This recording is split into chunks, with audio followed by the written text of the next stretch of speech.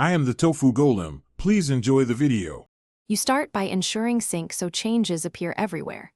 First, enable iCloud for calendar and reminders on your device. This unifies data across iPhone, iPad, and Mac.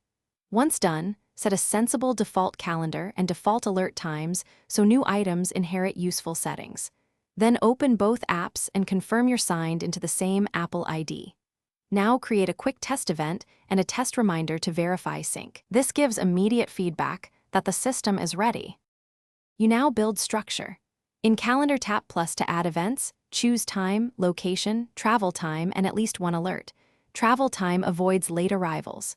In Reminders, create lists for contexts like work, home, and groceries, then add items with dates, times, priorities, and subtasks to break complex tasks down.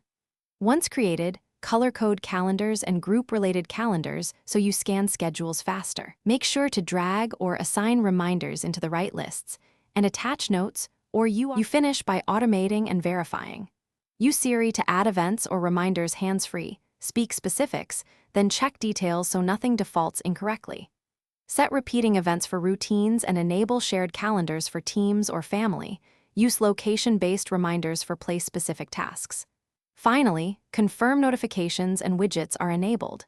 If something goes wrong, first check iCloud sync status, network connection, and app permissions. Sign out and back into iCloud only if necessary to resync data and resolve persistent conflicts. Thanks for watching.